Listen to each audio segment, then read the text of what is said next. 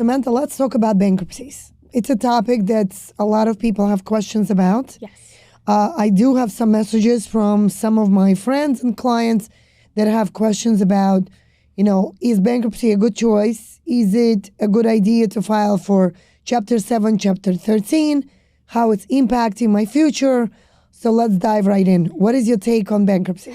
Yeah, my take on bankruptcy is that it's going to be very specific to the individual. It is something where I really recommend that an individual contacts, someone like myself, somebody who could take a look at big picture. Sometimes I have seen scenarios where a client has gone through bankruptcy when in fact I don't think they needed to go through bankruptcy, and we'll go into that. But it's not always the best choice for everybody, but in certain instances it is, and it's a case-by-case situation. So when I look at it, again, people are going to file bankruptcy because they're struggling with their debt. Right? They just either get overwhelmed, they really can't afford anything, which happens all the time. And when you really can't afford to make payments or you're stuck, the bankruptcy option is there to be able to help you. Now, I have seen cases, I had someone call last week where the individual was going to file bankruptcy because they had a judgment that came up. It was for $10,000, and the person who had issued the judgment, the attorney's office, kept harassing them for payment. And so in my mind, the debt amount only being for $10,000 is not necessarily a reason to file bankruptcy, but the individual, again, it's an emotional process. They are so stressed out. They don't want to deal with this harassment anymore. So I say, I need to get rid of this problem. Let me just file bankruptcy. So there are situations like that come up. And if I looked at a big picture, I say, it doesn't make sense because you had a plan originally. You're qualified. You wanted to buy a house in a year, and now we're filing bankruptcy, and all of a sudden we can't go on that path How would it anymore. affect his ability to buy a house? Yeah, great question. So it depends on the bankruptcy that we're filing. So for example, if we file a Chapter 13 bankruptcy, the limitations for buying a mortgage, it's a little bit shorter than if we were to file a Chapter 7, right? So Chapter 13 is when the trustees are going to restructure all the debt that you have. They'll put you on a payment plan and all of that. Now, if you do a Chapter 13 bankruptcy, you can actually go out and get an FHA loan a year after. They do give you the ability. For a conventional loan, it's a little bit longer, right? Now, if you did a Chapter 7 bankruptcy where the debt is actually being forgiven, the FHA mortgage, I believe you can get after 2 years, and a conventional, you would have to wait 4 years. So now there are going to be limitations on your purchasing ability for mortgage in the event we file a bankruptcy. So if you have a plan to buy a house, or if you have a plan where you need to refinance a house, we need to think about all of this before making that decision of filing. How much time does a client have before it gets completely taken out of their credit? So the credit report itself, typically your payment history with creditors, it stays on for about 7 years.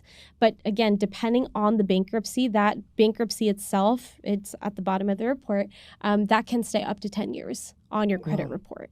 So it might not impact your ability to buy a house, right? You could still buy the house after 2 years or 4 years, depending on the type of bankruptcy and the loan program. But will it still show up on your credit report? Yes, it might. How will it impact their payments? So now you're not in a tier 1 or 2 or 3. Are you like at the last tier? Well, yes and no. It depends, right? So I have had clients go through the process of filing bankruptcy, and with my coaching and how to build it up, they were able to get their scores back into the 700s even as quick, I'm not going to lie, as quick as 7 months, 6 to 7 months after the bankruptcy was discharged. Now, they were able to reestablish credit with credit cards, but are they going to be able to go straight from having a bankruptcy to getting approved for an Amex Platinum card? Probably not. So they might be able to get approved for lower tier cards, but they're not going to be able to go from having that bankruptcy 6 months ago to then getting a Chase Sapphire card. There's a process in building that up. So same thing when it comes to getting a mortgage or getting approved for an auto loan. There might be some auto lenders that are on a lower tier that will still give you the loan, but will you pay in the price of interest? Possibly. Yes. Yeah. So the payments are always affected. Yeah, they will be. If you can get to the point where that bankruptcy is, let's say, 5 years old or 6 years old, you'll see that much less.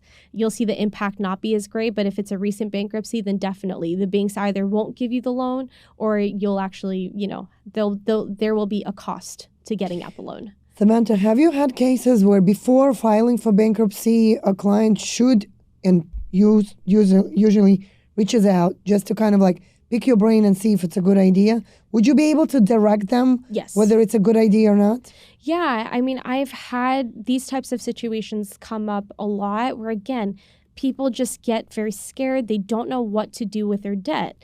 But let's say as a family, as a collective, it's really, we're looking for solutions here. So we have to get creative. So we find out, oh, this person wants to file for bankruptcy because their personal debt is really bad, but actually the husband has an investment property or they have a mortgage that has a lot of equity.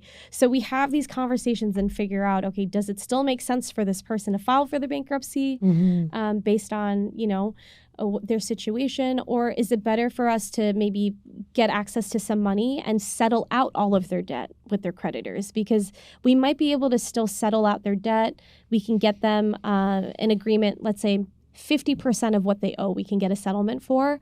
We might be able to do that and settle out the debt instead of filing for bankruptcy and going through that process. So it depends on a client's income. It depends on a lot of different scenarios. But again, you have to work with the team, because I can say something, but if they go to the bankruptcy attorney and the bankruptcy attorney says, actually, your income is too high, you don't qualify for bankruptcy, then again, we have to have that conversation Restructure. and restructure and figure out what works. Well, speaking of the attorneys, you just brought up attorneys. Yes. You really fascinated me when you told me your partnership with the attorneys that you guys have. Yes. And those attorneys are actually, on behalf of your clients, able to fight for something that's not legitimate, that's showing up on credit report. Yes. And I didn't know that it's not the client's responsibility to pay for those legal fees, but it's the credit agency that pays for the fees. So let's talk about that. Yeah, so I'll talk about that. So we do have an incredible team of attorneys that we have worked with where we bring our clients, we look at the report. Now, let's say we talk about debt restructuring. We were just having that example. And I say, hey, John, why don't we settle out your debt with Capital One instead of filing bankruptcy? Let's say the debt's only for $3,000. It doesn't make sense for him to file bankruptcy, right? So we get a good settlement offer and we settle this for $1,500 out of the $3,000. Now, legally, the credit bureaus have to update their report that John's settlement and his balance is effectively now $0. They have 45 days to be able to do this. Now, if for whatever reason the credit bureaus do not update this correctly, they say the balance is still $3,000, or they say the payment was made, but they only record it 2 months after the fact that they get it. Now that is, again, going to start being misinformation. It's going to be incorrectly reporting. And in that event, we're able to build a case against the credit bureaus, and the attorneys will sue the credit bureaus. They'll say this is damaging to the client because they were applying, let's say they were applying for a house and he couldn't get the offer. We have to find reasons, but they'll come up with a complaint, they'll file it against the credit bureaus. And the beauty of that is if they win the case, and again, they don't file cases unless they win, they're very good. If they win the case, oftentimes as part of the settlement agreement, the creditor or the credit bureau will agree to remove the negative history off of the credit report. So now we just had someone, let's say John, who had 5 years of missed payment on this account. And like this, if you do a settlement, if the attorneys win, now it could look like John never had that charge-off history before. So you guys are the magic people. Yeah, I mean, the attorneys are really, they're doing the hard work behind the scenes, but it's great because it's not something where our clients have to pay an upfront cost. They don't have to give the attorneys a retainer and say, please work on this case. The attorneys actually take on the initial cost of doing all of the work. And when they do win the lawsuit, they will actually get paid directly from the credit bureaus or the creditor. So it's a win-win solution for our clients. It's an amazing service. They do it not just for unreported settlements, but any type of violation that's on the credit report. So let's say a mixed credit file, I've seen that before, where you have, let's say, two twins and they have information from other people's accounts on their credit report. That happens. We've seen identity theft cases. That happens more so than you think. They're able to help with those cases. If you ever got issued a 1099, this happens actually a lot, where let's say you had a big debt with Discover Bank and the account charges off because you don't make payments. Discover sometimes, or any creditor, I don't want to just say Discover, they'll issue what's called a 1099 and say, oh, we wrote this off as a loss to us. So they issue the client a 1099, but they still report the balance on the credit report. Now that is a violation because they can't issue you a 1099 and still say that you owe the money on the credit report. Wow. Right? So they have cases like that. So there are so many instances. I think the statistic is 1 in 5 people have a mistake on their credit report. So we scrub through all of that. We look for anything that could possibly lead to a violation, and we work directly with the attorneys to try and get it rectified. And it ends up delivering amazing results for our clients. Wow, this is such an inspiration. To see people are really caring for other people. Yes. It's really amazing to see that your agency and you guys are so hands-on involved to helping people really maneuver their finances, going from ground zero, pretty much being in deep, deep trouble, and all the way up to, like you told me the other day, when they're coming to you and they want financial advice. They want you to help them, invest properly in real estate. And this is just outstanding, in my opinion. So thank you for doing all this great work. And I can't wait for our next episode, which we will talk about business and personal loans and how it also impacts the credit. So everyone, stay tuned. If you have any questions for Samantha, she could be easily contacted. Please share your contact info.